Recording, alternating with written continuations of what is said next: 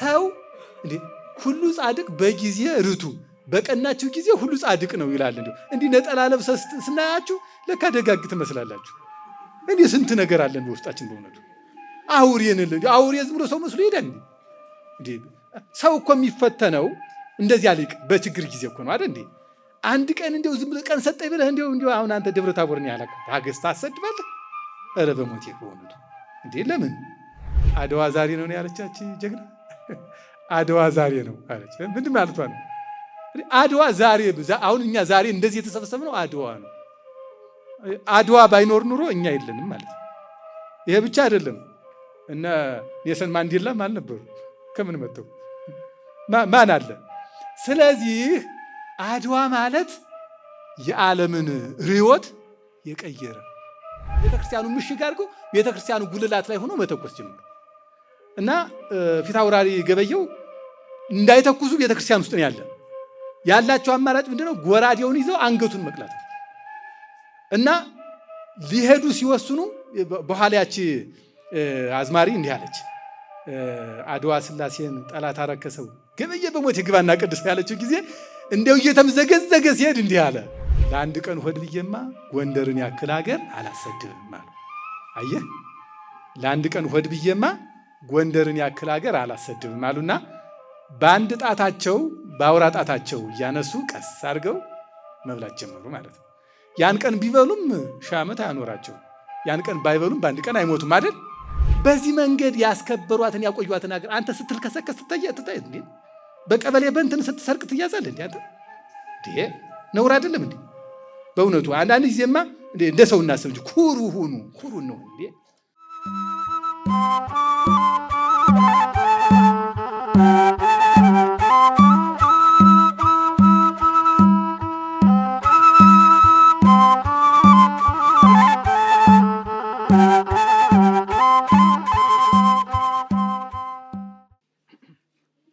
በስመ አብ ወወልድ ወመንፈስ ቅዱስ አሐዱ አምላክ አሜን። እንደምን ዋላችሁ? የአባቶቻችን አምላክ ስሙ የተመሰገነ ይሁን። ደህና ናችሁ? በቸርነቱ ይህንን በዓል እንድናከብር የረዳን የአባቶቻችን አምላክ መድኃኔዓለም ኢየሱስ ክርስቶስ ስሙ የተመሰገነ ይሁን። እንዲሁም እናታችን ምልዕተ ጸጋ ምልዕተ ክብር በስሟ በነፃነት እንድንኖር የሆንባት ናትና ምስጋና ይድረሳት። በእውነት ለመናገር ያው ትምህርቱ በሁለቱም መምህራን በሰፊው ተሰጥቷል። የመጀመሪያውን በጨረፍታ የሁለተኛውን በምላት ሰምቻለሁኝ። በነገራችሁ ላይ የመጀመሪያውን ሙሉ ለሙሉ ለመስማትም ሚዲያውን ስለተወዳጀሁት በሱ ሰማለሁኝና አልፈኝም ለማለት ነው። እናንተም መልሳችሁ እንድሰሙት። እንግዲህ እንደው ስለ አድዋ ብገባ እውነት ለመናገር በዚህ አጭር ሰዓት መውጫ የለኝም እና አድዋን አልነካም። እንደው አድዋን ስናስብ በዚያ ዘመን ያሉ አባቶችን እናቶችን እናስባቸው። እቴጌ ጣይቱ አለች። ከእሷ ጋራ ወደ 500 የሚሆኑ እንስቶች አሉ። በመቶ ሺህ የሚቆጠሩ አርበኞች አሉ። እነዚያ በከፈሉት ዋጋ እኛ ብቻ አይደለንም፣ የዓለም ሕዝብ በሰውነቱ እንዲከበር አድርገዋል አባቶቻችን።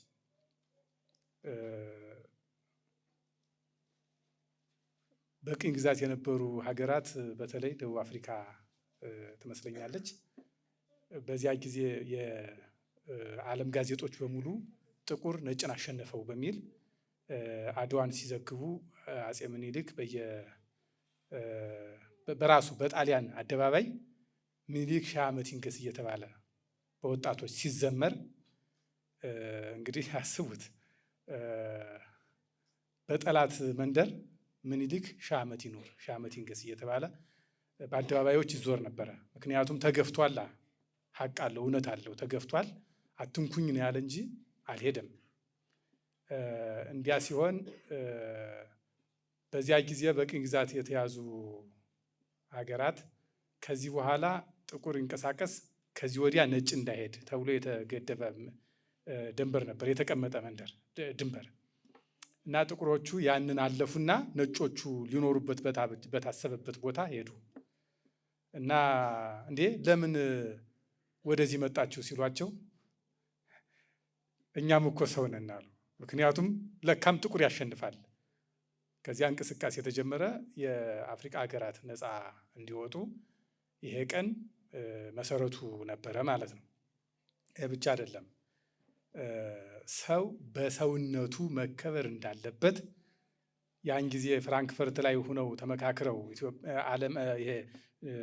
የተወሰኑ 4 ሀገራት አፍሪካን ተከፋፍለው ይህ እናንተ ያንን የተባብለው የሄዱበት መንገድ ግፍ እንደነበረ ራሳቸው ጭምር እንዲያዩ ያደረገ ጊዜ ነበረ። ስለዚህ በአጠቃላይ ጥቁር ሕዝብ አንገቱን ቀና እንዲያደርግ ደግሞ ነጭ ደግሞ ግፈኛ መሆኑን አይቶ አንገቱን ዘንበል እንዲያደርግ እድል የሰጠ ጊዜ ነበረ። በነገራችሁ ላይ በዚያ ጊዜ እኛ ድል አድርገን የድል በዓላችን እናከብራለን። ይህንን ቀን ምክንያት አድርገው ደግሞ ነፃነታቸውን ያስከበሩ ሀገሮች አሉ። የአፍሪካ ሀገራት በምላት ማለት ይቻላል ከኢትዮጵያ ውጭ እና አሁንም ግን ከዚያ ሀሳቢ ውስጥ እንዲወጡ አልተደረጉም። ለምሳሌ ቅኝ ገዟቸው የነበሩ ሀገራት በዓመት አንድ ጊዜ የገዙት የነበረውን ሀገር ስብሰባ ይጠራሉ እና በዚህ ዕለት በዚህ ውይይት አድርገው የሆነ መቁነን ቆንነው ይሰዳሉ። እስካሁን ድረስ ማለት ነው።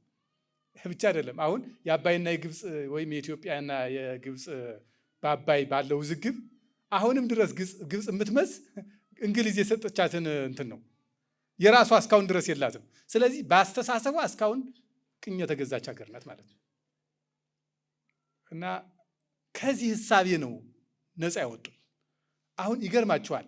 በዚህ በአረቡ ሀገራት በተለያዩ ቦታዎች ጊዜ ጥሏቸው እንጀራ አሮባቸው የሚገዙ እህቶቻችን እንኳን ይሄ ማለት እንትን አላቸው፣ ኢትዮጵያዊ ወኔ አላቸው። እና አንዲት እህት ባለፈው እያየሁ ነበረ። ኢትዮጵያዊ ትራፊ አይበላም ብላ ቁጭ እዚያ የምትገዛ ከምትሰራበት ቤት ማለት ነው። ትራፊ ሌሎቹ ያንን ከፌስታል ውስጥ እየቃረሙ ሲበሉ እያየች እኔ ኢትዮጵያዊ ነኝ ትራፊ አልበላም ማለት። ይሄ ወኔ ከምን ይመጣ ይመስላችኋል? ያ እኮ ያለ ስነ ልቡና ነው። ስለዚህ እንዲያው በዚህ ትንሽ ደቂቃ የእነ አልፎንሱ መንዴዝን ብናነሳው የእነ እጨጌ በትረ ጊዮርጊስን ብናነሳው እንዲያው ትንሽ ጊዜ ይወስዳል። ሌላ ጊዜ የምናየው ይሆናል። ግን ሰው መሆናችንን እንድናስብ እና እንዲያው የሰውነት ዋጋው ምን እንደሆነ እንድናይ ከዚህ ታሪክ የቀጠለ ከትምህርቱ የቀጠለ ሀሳቦችን ላንሳችሁላችሁና ትምህርቴን ልጨርስ፣ ያው በሰዓት እንድንሄድ ማለት ነው። አንደኛ ሰው ሆኖ መፈጠሩን ማሰብ አለበት። ሁልጊዜ ሰው ሆኖ መፈጠሩ። ሰው ሆኖ ሲፈጠር በማን አምሳል ነው የተፈጠረ? በማን አምሳል ነው የተፈጠረ? በእግዚአብሔር አምሳል። ስለዚህ ሁልጊዜ ከሰውነት ማማ ላለመውረድ ራስን በሰውነት ደረጃ ከፍ ማድረግ ያስፈልጋል። ከወረድን ወደ እንስሳነት ነው የምትወርደው። ምንም አያስብ፣ ምንም በቃ ስለሚበላ ስለሚኖር ብቻ በቃ ሲወጣ መብላት ሲገባ መተኛት ብቻ አይነት ሀሳብ ነው የሚሆነው። ከዚያ ሲወርድ ወደ አውሬነት ነው የሚሆነው። አውሬ ሲሆን ደግሞ የእሱ ያልሆነውን አምጡ ማግበስበስ ነው የሚሆነው። ስለዚህ የመጀመሪያው ሰው ሆኖ መኖር እንድንችል ማለት ለሰው የሚኖር ሰው ወይም ደግሞ ራሱን በስላሴ መልክ የተፈጠረ በስላሴ አራያ የሚኖር አድርጎ ለማኖር ሰውነትን እንደ ማማ እንደ ተራራ የማይወርዱበት አድርጎ ማስቀመጥ ያስፈልጋል። ሲቀጥል ሰው በዕድሜ የተወሰነ ገደብ ያለው መነሻና መድረሻውም የታወቀ ወይም ሊሄድ የታመነ እንደሆነ ማሰብ። ስለዚህ አፄ ምኒልክም እንደኛ ተወለዱ አይደል? ከሆነች እናት ከሆነ አባት ተወለዱ። አፄ ቴዎድሮስም ከሆነ አባት ከሆነች እናት ተወለዱ። ፊት አውራሪ ገብርዬም እንደዚያው ተወለዱ። እነዚህ ሰዎች ያችን ቀነ ገደባቸውን ተጠቀሙባትና የማይሞቱ ሆነው ሞቱ። የማይሞቱ ነው። አሁን እኛስ ተወልደናል፣ እየኖርን ነው። ስለዚህ መቼ እንደምንሞት አናውቀውም። ከዚያ በኋላ ስንት ጊዜ በሰው ልቡና እንደምንኖር ግን በምንድን ነው የምንኖረው? ምንድን ነው አሁን በዚህ ምድር የመኖራችን ትርጉም የሚያሳይ ደግሞ እኮ የሚሰራበት የጨለማ ጊዜ ነው ያለ ነው። እውነት ለመናገር ችግሮች በጣም ብዙ ናቸው። በዚህ ጊዜ ስራ ልስራ ካል እዚያው ፊታችን ላይ የምንሰራው ብዙ ስራ አለ። ምክንያቱም እዚህ ጊዜ ከፋ ያን ጊዜ እኮ ገና በድንበሩ ገና በዳር ገና በዚያ በእንትን ሲመጣ እኮ ነው ታሪክ የሰሩ አይደል እንዴ? አሁን እኮ በቤታችን ያው እየኖርን ያለ ነው። ስለዚህ ሰው ሆነን ተፈጥረን እንደ አባቶቻችን ተወልደን ስንሞት ምንድን ነው የሰውነት ድርሻችን ወይም ኋላ የሚቆየው ታሪካችን ምንድን ነው?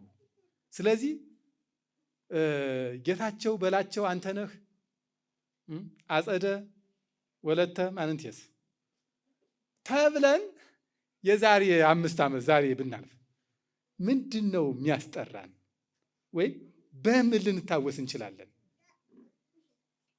የሆነ የገፋ ነው፣ የሆነ ያስለቀስ ነው፣ የሆነ ያሳዝን ነው፣ ወይስ የሆነ አንድ ቀን ችግሩን የፈታንለት፣ ወይስ ደግሞ ምንድን ነው ትዝታችን? ስለዚህ እንዲያው የሆነ ቀን አድልበን አንድ ቀን ታርዶ ስመ ዝክሩ እንደሚጠፋ እንስሳ በቃ መኖራችን እስከ ሞት ስለነበር በቃ ኖርን ሞት ከዚያ የሌለ። ስለዚህ አባቶቻችንና ይህን ቀን ስናስበው አባቶቻችን ይኸው 130 ዓመት ሆናቸው። እውነት ለመናገር አድዋ ዛሬ ነው ያለቻች ጀግና። አድዋ ዛሬ ነው አለች። ምንድን ማለቷ ነው? አድዋ ዛሬ አሁን እኛ ዛሬ እንደዚህ የተሰበሰብነው አድዋ ነው። አድዋ ባይኖር ኑሮ እኛ የለንም ማለት ነው። ይሄ ብቻ አይደለም። እነ ኔልሰን ማንዴላም አልነበሩ። ከምን መጥተው ማን አለ? ስለዚህ አድዋ ማለት የዓለምን ርዕዮት የቀየረ ነው። ሌላው እንግዲህ ይሄ ማለት ትናንትናችን የምናውቅ የመጣንበትን ሁላችንም እንትን ምንል አባቶቻችን እንኳን እናቶቻችን የዘመን መቁጠር ባይችሉ የሆነ ገሌ የሚባል ሰው የሞተ ጊዜ በሆነ በሀገር እንደዚህ የሆነ ጊዜ ትልቅ የሆነ በጣም ከባድ መብረቅ የነጎደ ጊዜ ነው የተወለድክ ይላሉ አይደል? በቃ ያንን መብረቅ የፈነዳበትን ማሰብ ነው። ዞሮ ዞሮ ያ መብረቅ ይፈንዳም ያ ውሃ ይሙላም የሆነ ትልቅ ዝናብ ይዝነብም ብቻ የሆነ ቀን ተወልደናል አይደል? በዚያ እድሜያችን ይቆጠራል። ነገም ደግሞ የማናውቀው እድሜ አለን ማለት ነው። ስለዚህ መቼ እንደምን ይቺ እድሜ ቀጣይ ሁና መኖራችን የምታሳውቅ መሆን እንድትችል ሰውነንና በሰው ልቡና የሚኖር መልካምነት ያስፈልገናል። መልካምነት። ሌላው ሰው ስንባል በተለይ እንደ ኢትዮጵያዊ ደግሞ ሰው ኩሩ ነው። ኩሩ ያ ማለት ራሱን የሚወድ ሰው ራሱን ወደደ ማለት መጥፎ ነገር ላይ አይጥለውም ማለት ነው። ስለዚህ ሰው ኩሩ ታውቃላችሁ። ምንድነው እኮ ሰው እኮ ራሱን ያልሆነ ቦታ ላለማስገኘት እኮ ከምንድነው ከራሙ ጦር ይሻላል እንትን ይሻላል እያለ የሚተርተውን ነገር በዚያ ውስጥ ማሰብ ነው። እና ኩሩነት ይሄ ማለት ስግብግብ አለመሆን፣ ያልሆነ ቦታ ለልጅ ሀፍረት የሚሆን ነገር አለመስራት። በእውነቱ መኖራችን ልጅ አንገት የሚያስደፋ እንዳይሆን፣ በእኛ ምክንያት ልጆቻችን እንዳይሸማቀቁ ኩሩነት ያስፈልጋል። ይሄ ለጽድቅም ለስምም ነው። ለጽድቅም ኃጢአትን ተጸይፏት ነው ያለ። ተጸይፏት መጸየፍ እኮ የኩራት ምልክት ነው አይደል እንዴ? ለሊቃውንት ትዕቢት አይስማማም፣ ኩራት ግን ይስማማል ይላሉ። እና በአጠቃላይ ለሰው ልጅ ኩራት ጥሩ ነው እንዴ? ኩራት እኮ ጥሩ ነው። በእኔ ምክንያት እንዴት አንድ መቼስ የኢትዮጵያ ታሪክ ነው ዛሬና አንድ ሊቅ ላውሳላችሁ። አጼ ምኒልክ ቀደም ብሎ ከአጼ ዮሐንስ የጀመረ የረሃብ ጊዜ ነበረ። 6 ዓመት የቆየ አስቸጋሪ። ለዚያ ነው እንስሳዬ ቢሞት በረሃብ ሀገሬ ብቸገር እንዲያው የፈራሁ መስሎ ብለው አጼ ምኒልክም እንትን ያደረጉ እና በዚያ በችግር ጊዜ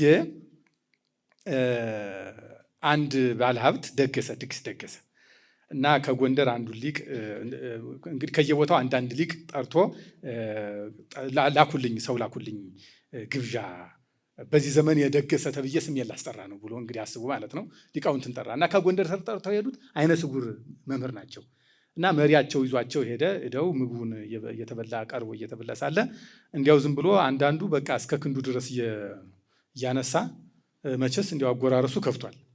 እና እኒህ አይነ ስውር የወሰዱት መሪ አለ። የኔታ አላቸው። አቤት! ኧረ የሰው አበላል ከፍቷል፣ ብቻዎትን እንዳይቀሩ ቶልቶሎ ይብሉ አላቸው። እና ምን አደረገ አሉት። ኧረ እንዲያው ዝም ብሎ ወጡ እጁ ሲበላሽ ድረስ የሆነ ነገር ሆኖ ዝም ብሎ እያትረከረከ ይበለዋል ነው አሉና ለአንድ ቀን ሆድ ብዬማ ጎንደርን ያክል ሀገር አላሰድብም አሉ። አየህ፣ ለአንድ ቀን ሆድ ብዬማ ጎንደርን ያክል ሀገር አላሰድብም አሉና በአንድ ጣታቸው በአውራ ጣታቸው እያነሱ ቀስ አድርገው መብላት ጀመሩ ማለት ነው። ያን ቀን ቢበሉም 1000 ዓመት አያኖራቸው፣ ያን ቀን ባይበሉም በአንድ ቀን አይሞቱም አይደል? እና አሁን ለሆዱ ሲል እስኪ አስቡ፣ የሰው ገንዘብ የሚወስድ ሰው፣ ከሐቁ የሚናጠብ ሰው እስኪ አስቡ። ወጣቱ ነው። አሁን እኮ ባለፈው እኮ አፈርን አይደል? የሚዝረከረክ የሆነ ዶ የሚሟጥጥ አሁን ምንድን ነው የሚባለው? አሁን በእውነቱ ሊጥ ሲበላ የተገደለ ውሻ ያሳዝናል? ንገሩኝ እንጂ። እና ሰው እዚያ ወድቆ ሲያዩ አፉ ተትረክርኳል በሊጥ ማለት ነው። ሊጥ ገብቶ ነው አይ ውሻ እንዳንባል በእውነቱ እንዴ ዝም ብሎ አጋጣሚውን ተጠቅሞ ዝም ብሎ ሰው እንዴ ሁሉ ጻድቅ በጊዜ ርቱ በቀናችሁ ጊዜ ሁሉ ጻድቅ ነው ይላል። እንዲህ ነጠላ ለብሰ ስናያችሁ ለካ ደጋግ ትመስላላችሁ። እንዴ ስንት ነገር አለን በውስጣችን በእውነቱ። አውሬ ዝም ብሎ ሰው መስሎ ይሄዳል እንዴ? ሰው እኮ የሚፈተነው እንደዚህ ሊቅ በችግር ጊዜ እኮ ነው አይደል እንዴ? አንድ ቀን እንደው ዝም ብለህ ቀን ሰጠኝ ብለህ እንደው አሁን አንተ ደብረ ታቦርን ያላከ ታገስ ታሰድባለህ? ኧረ በሞቴ በእውነቱ እንዴ! ለምን ሰውና ኩሩና የዚያ የኩሩ የኢትዮጵያዊ እንዴ ለአንዲት ሀገሬ ለጃንሆይ ለንጉሴ ክብርና ዝና ለአንዲት ሀገሬ ማንነት የመተኪያ የሌላት ነፍሴን ሰጥቻለሁ ብላችሁ ለምን ይልክ ንገሩልኝ ብሎ እዚህ ሄዶ የገባውን ፊት አውራሪ ገበየውን አታስታውሱትም? በኋላ ያቺ ጀግና ቅድም መምህሩ ሲል እንደነበረው አድዋ ስላሴ ላይ ምን ወጡ መሰላችሁ? ከጉልላቱ ላይ ወጡ። እንግዲህ በኢትዮጵያ ታሪክ እንኳን ወደ ቤተክርስቲያን ድንጋይ መወርወር እንኳን ጥይት መተኮስ ይቅርና ቤተክርስቲያኑ የት ነው ሲባል እንዲህ ተደርጎ በጣት ማመልከት በኦሪት ተከልክሏል። በኦሪት ዘጸአት እንደዚህ አድርጎ በጣት አይቀሰርም ወደ ቤተክርስቲያን። ያ ነው ቤተክርስቲያኑ ተብሎ እንደዚህ አይቀሰርም። በዚህ ልክ በዚህ ሞራል የተገነቡ ኢትዮጵያውያንን በምንድን ነው የምንገባው ብሎ ሲያስቡ ወደ ቤተክርስቲያኑ ምሽግ አድርገው ቤተክርስቲያኑ ጉልላት ላይ ሆኖ መተኮስ ጀመሩ። እና ፊት አውራሪ ገበየው እንዳይተኩሱ ቤተክርስቲያን ውስጥ ነው ያላቸው አማራጭ ምንድነው? ጎራዴውን ይዘው አንገቱን መቅላት ነው። እና ሊሄዱ ሲወስኑ በኋላ ያቺ አዝማሪ እንዲህ አለች፣ አድዋ ስላሴን ጠላት አረከሰው ገበየ በሞት ግባና ቅዱስ ያለችው ጊዜ እንደው እየተምዘገዘገ ሲሄድ እንዲህ አለ። በነገራችሁ ላይ ፊት አውራሪ ገበየው ታሞ ተኝቶ አልጋው ላይ ተነስቶ ነው ሄደ። ታሞ ነበር። የሚገርመው ነገር እንዴ አገሬ መታመም እኮ በአገር ነው ብሎ ማለት አገሬ ስትደፈር የምን ህመም ነው ብሎ ህመሙ ነው ጠባይን በጉያ እንደተባለው ህመሙን ራሱ በጉያው ይዞ ነው ሄደ። እና ለንጉሴ ክብር ለሀገሬ ማንነት ወይም መቀጠል ስል የማትተካ ነፍሴን ሰጥቻለሁ ወይም ሰውቻለሁ ብላችሁ ለጃንሆይ ንገሩልኝ ብሎ ሄዶ ብዙውን ፈረንጅ አንገት አልባ አደረገው በጎራዴ። ከዚያ በኋላ እንዲያውም አንድ መጽሐፍ እያየሁ ነበር፣ እንዲያው መጽሐፉን ስም ረሳሁት። ከአንዱ ጋር እንደተናነቁ ምንም ማድረግ ስለማይችል ከጓደኛው ጋር ነው በጥይት የመታው ይላል። ከፈረንጁ ጋር ነው ፈረንጁ መጥቶ የገደለው ገብርዬ ፊት አውራሪ ገበየው። ብቻውን እንኳን አልወደቅም፣ ሲሞት እንኳን አንድ ሰው ዞን የወደቀ እንዳነቀው። ምክንያቱም ለይቶ መምታት ስላልቻለ ጓደኛው ጋር አብሮ እሱ ሊመጣ ተገዶ ማለት። በዚህ መንገድ ያስከበሯትን ያቆዩትን ሀገር አንተ ስትልከሰከስ ትታይ እንዴ? በቀበሌ በእንትን ስትሰርቅ ትያዛለህ እንዴ? አንተ እንዴ ነውር አይደለም እንዴ? በእውነቱ አንዳንድ ጊዜማ እንደ ሰው እናስብ እንጂ ኩሩ እንሆን እንዴ? እና በእውነቱ በጣም ይሄን ያዙልኝ። ክፉ ቀን ሲመጣ ነው ሰው የሚለካው። በክፉ ቀን ነው የምንመዘነው እንጂ በሕግ ባለበት ቀንማ እንዴ የሚገርመኝ እንዲያው ገሌ ሙሰኛው እንዲያው እንትኑ በይተቱ እንትኑ እንዲህ አድርጎ በላው እንዲህ አድርጎ አጠፋው። ለካ ሁሉም ቀን ሲያጋጥመው ሌባ ነው። እማምላክን ነው የምላችሁ። የሚገርም እኮ ነው። ቀን ሲያጣ ብቻ ደግ ሰው ስንወቅስ በቃፋችን ምላጭ ያገኘን ጊዜ ግን እኛ እንብሳለን። እና ይሄ በጣም ኩሩ ሰው። ሌላው አንድ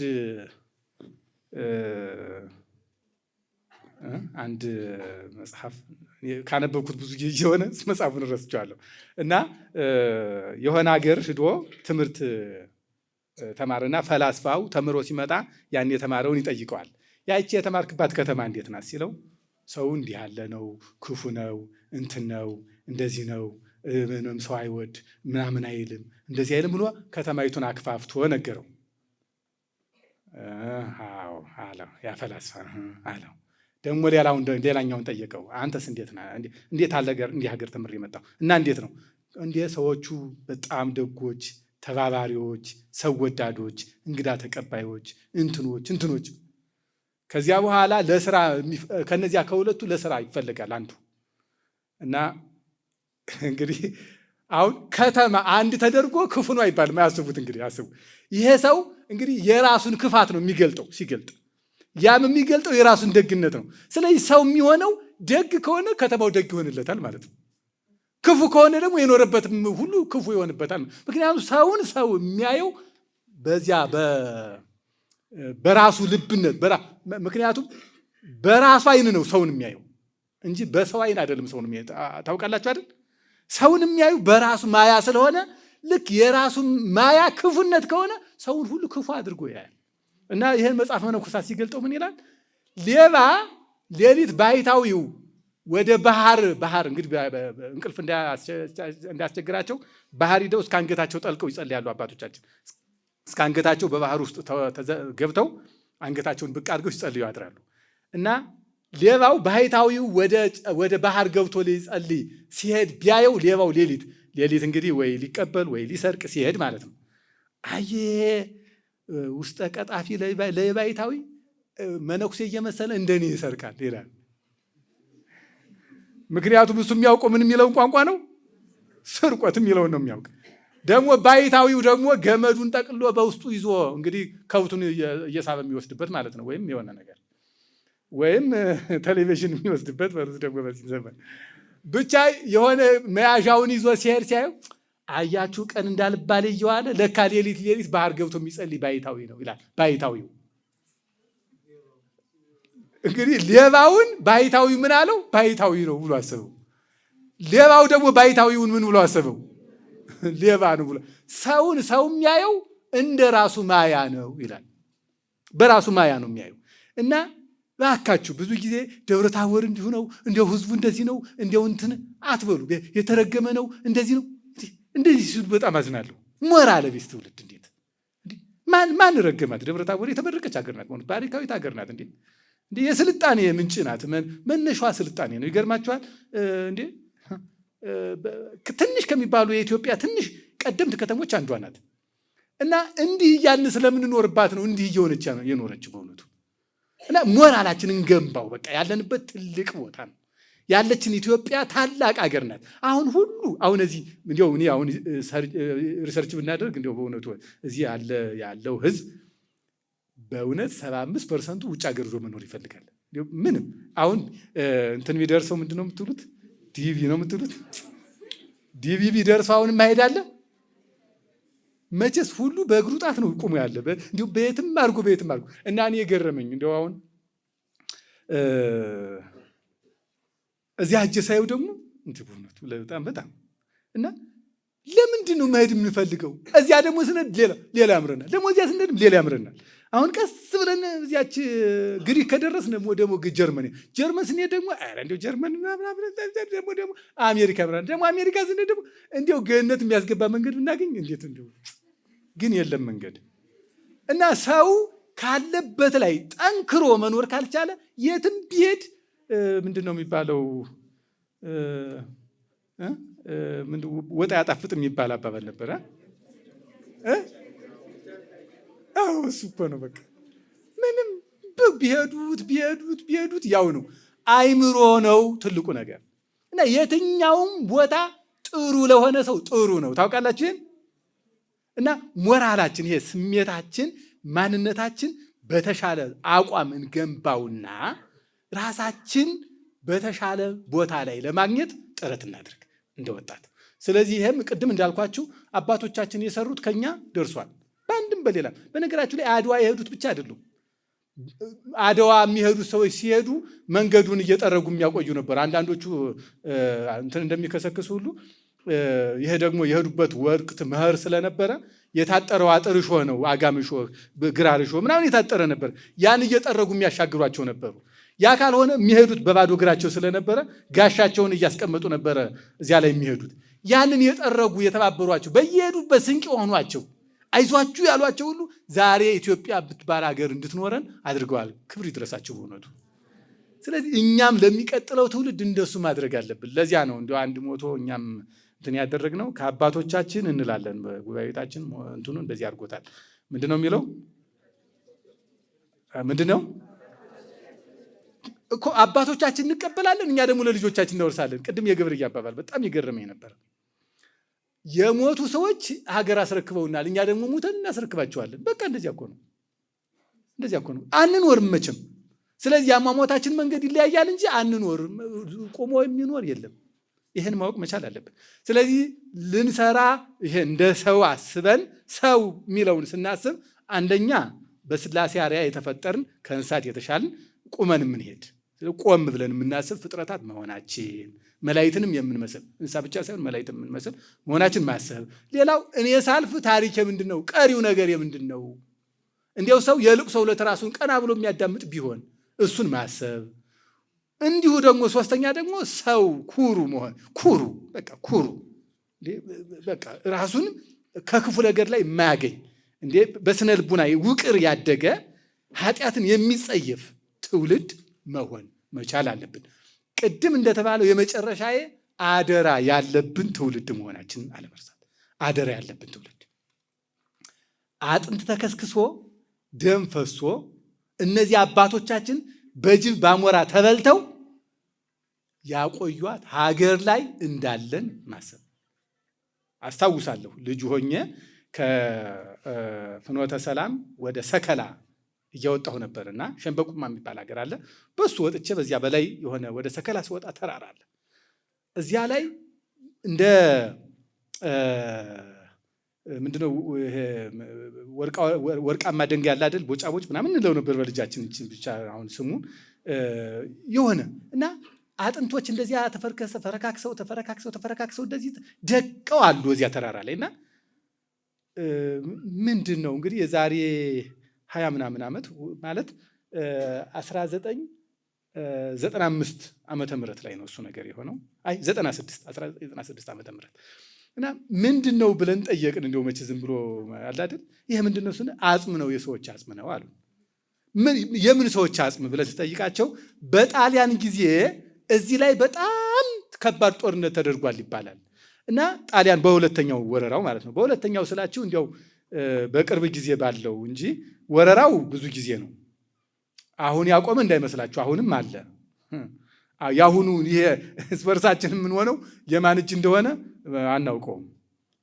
በየጊዜው እንትኑን እያሳደጉ የኢትዮጵያ አምላክ ደግሞ መቼስ አሳልፎ አልሰጠን ብሎ እንጂ ምን ጊዜም ያለ ነገር ነው እና በዚያ ጊዜ የተዋደቁ የአባቶቻችን አጽም ነው። ከሟቹ ብዛት የተነሳ አንስቶ መቅበር ስላልተቻለ እዚህ ላይ ይሄ የተከሰከሰው የዚያ ጊዜ ስለ ነፃነታቸው የተዋደቁ የአባቶቻችን አጽም ነው ብለው ነገሩን። በእውነቱ እንግዲህ አድዋን ብናየው ምን እንደሚሆን አስቡት።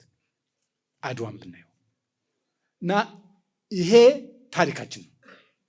እንዲህ ሆነው 5 ዓመት አንድ ቀን የሞቀ ቤታቸውን ሳያዩ እነ አሞራ ውብነህ እነ በላይ ዘለቀ የተዋደቁ የሞቱላት በየቦታው ስማቸውን ስለማላውቀው እንጂ በጣም ብዙ እነ አበበ አረጋይ እንደውም ያቺ ጀግና ማናት ሸዋረገድ ገድሌ አንቺ እኮ ሴት ነሽ አላት። እንግዲህ ስትዋጋ ትውልና ወደ ማታ ቀሚሷን ትላብስና ቤት ትሄዳለች። ወደ መንደር ትሄድና ቀሚሷን ለብሳ ሄዳ ስንቅ ይዛ ትሄዳለች። ደግሞ ጫካ ውስጥ አይደል ያሉ ስንቅ ይዛ ትሄዳለች።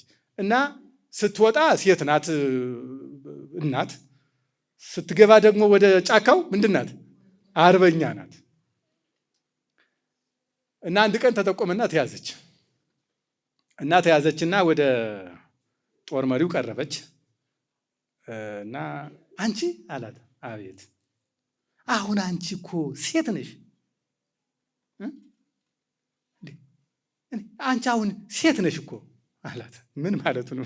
እዚህ አስቡት፣ ንግግሩ እኮ አዎ ሴት ነኝ አለችው። እና ዝም ብለሽ ከቤትሽ አትቀመጭም? አሁን ሴት ጫካ፣ አንቺ ሴት ነሽ እኮ ጫካ ምንሽ ነው አላት። አታውቅም እንዴ? አንበሳ ሙያው እኮ ጫካ ነው አለችው።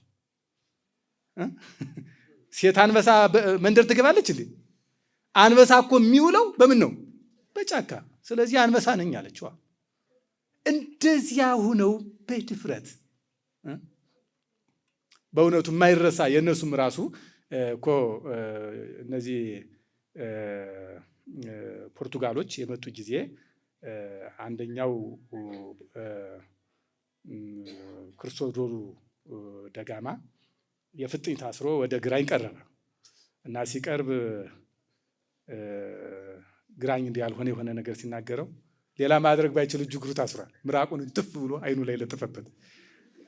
በጣም እኮ ይገርማል እኮ ይሄ እኮ ኋላ ባያበላሹት እኮ ጀግንነት እኮ ነበረ። ይሄም እኮ እነሱ አሁን ከዚያ ሊረዱ የመጡ ናቸው ጀግኖች። አየህ ሞት ካልቀረ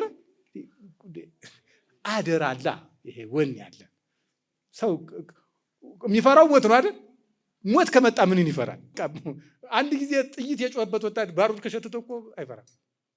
አሁን እኛ ዝም ብለን እስኪ አስቡት 2015 በመጀመሪያው አካባቢ ጥይት ጧ ሲል የነበረን ስሜትና አሁን በዚህ ሰሞን የነበረው አንድ ነን። ይለመዳል እኮ በቃ ሞትም እንዲህ ይለመዳል ማለት ነው። ስለዚህ የአባቶችን አደራ አልሰጥም የሚል አደራ ያለው አደራውን ደግሞ የተሰጠውን የሚያስረክብ ትውልድ እንድንሆን እኔም አደራችን እንጠብቅ እያልኩ በዚህ ልጨርስ። ወስብሐት ለእግዚአብሔር።